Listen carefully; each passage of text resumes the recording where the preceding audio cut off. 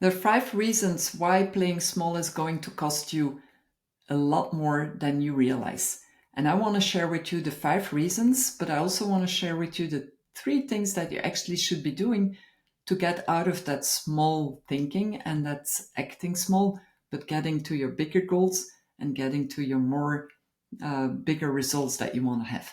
So, why playing small is going to cost you more than you want or that you realize? The first one is you're not going to get the revenue that you want. Sounds very logic. When you're an entrepreneur, business owner, business leader, you want to get good revenues, right?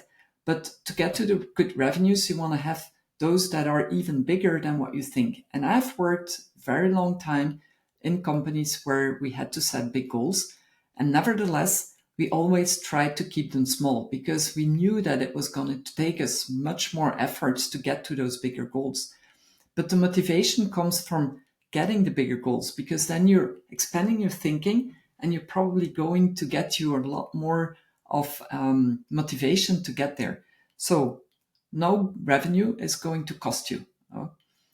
If you're not following through your revenue every day, you miss on the intention, you miss on what you actually can achieve. So it's important as well that you look at them every single day and that you realize what you're making. If the revenue that you make every day is zero, then write down zero.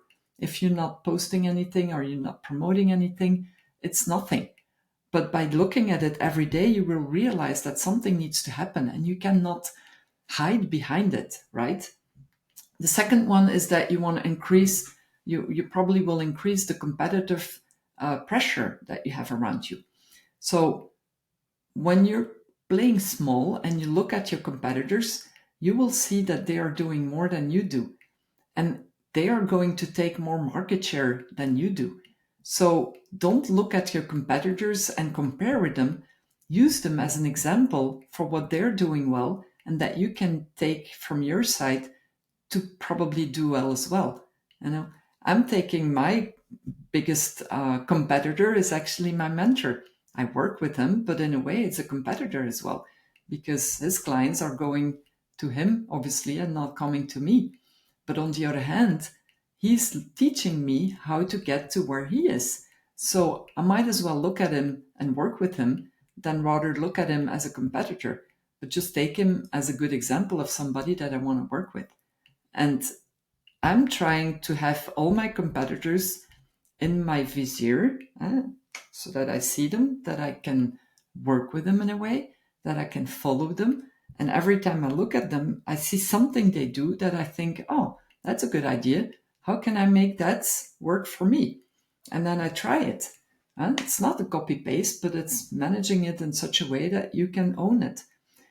The third one is that you will lose talent because if you're not having big goals, if you're not having the big dreams, and you want to get people to work with you, they need to feel inspired. They need to be motivated. They need to have something they can reach out to. So if your mission and your vision are not big enough, they probably will not get the same motivation to get where you want to be. So as soon as those are bigger, they will feel a lot more engaged and inspired by willing to work with you. So make sure that they are expressed, that you explain them, that they are clear, and that you can share them so that people feel really inspired by willing to work with you and can take that passion that you have also for them. The fourth thing is that you will have stress and frustration. And, playing small and it's costing you, if stress and frustration are costing you, it's going to cost you your health. It's going to cost you in taking actions. It's going to keep you small because you're not doing things. And if you play safe and you're not getting out of your comfort zone, it's going to cost you in so many ways. You will not fill out your pipeline with new leads, with people that you can work with new sales opportunities. So you need to get out of your comfort zone. You probably know this as an entrepreneur or a business leader, that is a reality. But how many people are not doing it? Because you have those limiting beliefs that are keeping you small. So you need somebody to help you to get out of that. And even if you already have bigger dreams and you have realized some of it, and you get, for example, to that 1 million, how many people don't get stuck at that 1 million? they're not getting out over that 1 million because they're trying to keep and hold on to that 1 million and not invest because, oh God, I made my first 1 million. I want to keep and hold on to it. But that's keeping, it's playing small again. It's not because you got that first million that you are wealthy. Absolutely not. The 1 million is a normal kind of amount of earning today. But you need to make sure that you understand what it is that you can do to even go beyond that 1 million. So stress and frustration is definitely not going to help you. Fear is a good indicator of where you want to go. So you want to get out of that. And that's how I help entrepreneurs and business owners or business leaders to get their steps one by one. I'm a little bit a fractional CEO. I look at you and your business and I can check and find out what are your blind spots and take that out and try to put it into a level that is going to bring you to the next game in your business and in your life. And then the fifth one is the limited impact. Because if you're doing something and you want to give a service, give a product, whatever, sell it, and you're not doing that enough to many people, then you're not making any impact. So you're keeping that impact very limited. But if you are in a business where you want to share your passion and do things, you want to make sure that as many people as possible can get that. And so don't limit yourself to a few people. Limit yourself to 1,000, 1,000,000 people, whatever, but just make that big. If you're not doing it by your own, just choose somebody that you can do it with. My mentor, his goal is to reach 8 billion people on this planet. And we're almost 8 million, maybe around that amount in any case. But again, if I wanted to reach that 8 billion people, it's impossible. He cannot do it on his own either. That's why he is actually certifying and licensing people that want to be a business coach with him, so that we are a whole group of people. We are 600 now in his ecosystem that are helping to bring out the word of how to get successful, think bigger, and act better. So try to find somebody that you can do it with if you cannot do it on your own, but make sure that you make a lot of impact. Don't keep it small, because that would be selfish. You want to just expand as much as possible your service or product. So those are the 5 reasons that can keep you small if you're not acting upon them, right? And so what are the 3 things that you can already start doing to overcome that and get better at it? The first one is your goals.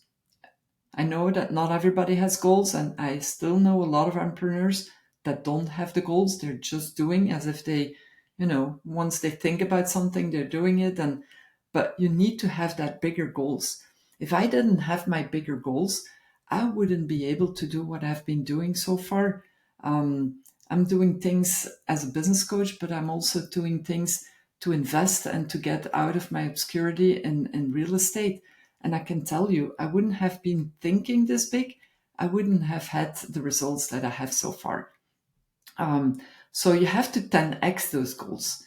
Think of them by multiplying them by 10. And you cannot multiply everything by 10. I'm conscious about that. But it's the thinking behind it.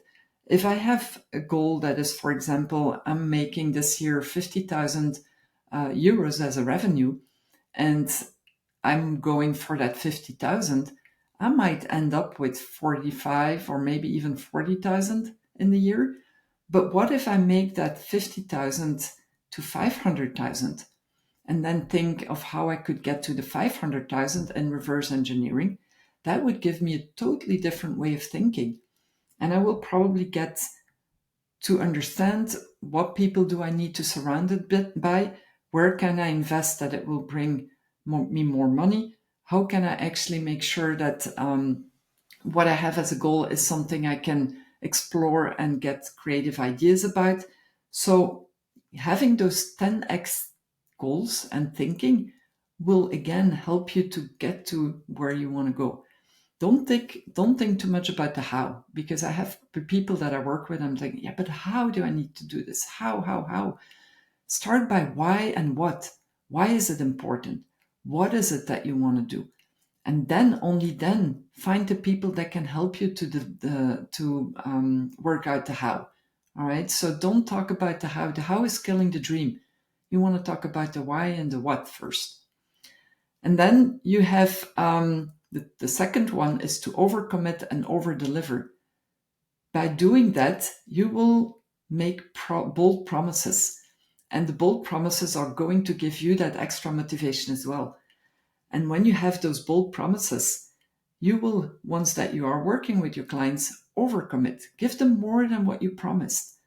Because then they will have that feeling from trust, from satisfaction, from more. I want more.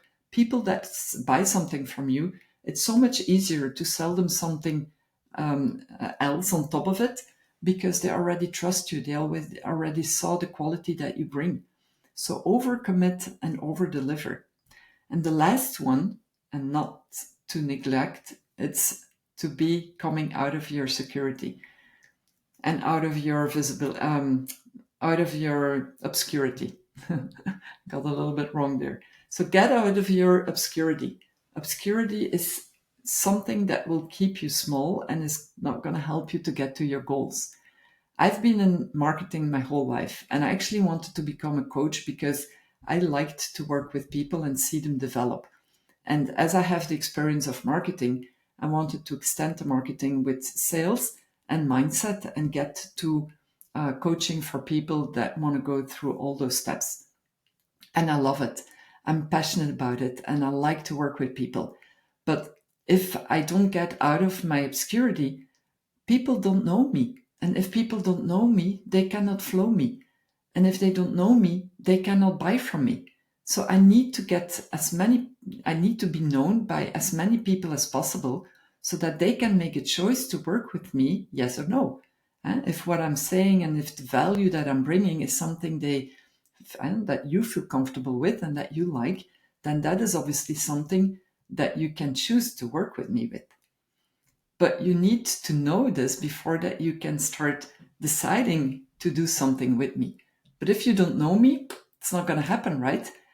Now you can think, well, I hear sometimes people saying, Dominique, you're so much on LinkedIn, you're posting all the time, how are you doing it? Is that really important? I'm not willing to do that. I don't want people to tell me that I'm too visible because they will hate me for it. Well, then let the haters be. But at least by being present all the time, you will make sure that people feel that you are there. You're not going anywhere else. You're there to help them. You're there to make sure that you're there to stay. Just think, those 8 billion people in this world. Do you really think that with what I'm doing every day, I reach 8 billion people? I wish, but that's not going to happen. I would have to make so much more than what I'm doing today.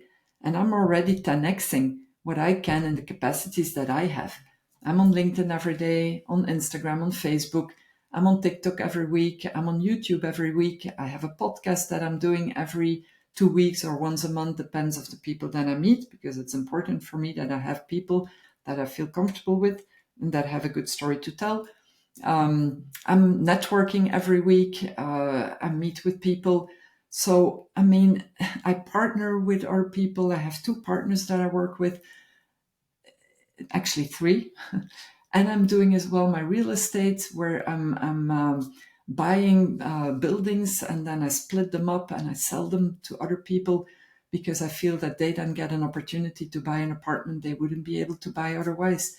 So all those things are giving me a lot of motivation, a lot of energy, but it's also pushing me to be visible and to be out there. So if you're staying in your obscurity, you will not get to what you want in your life, and you will not get that feeling of being successful.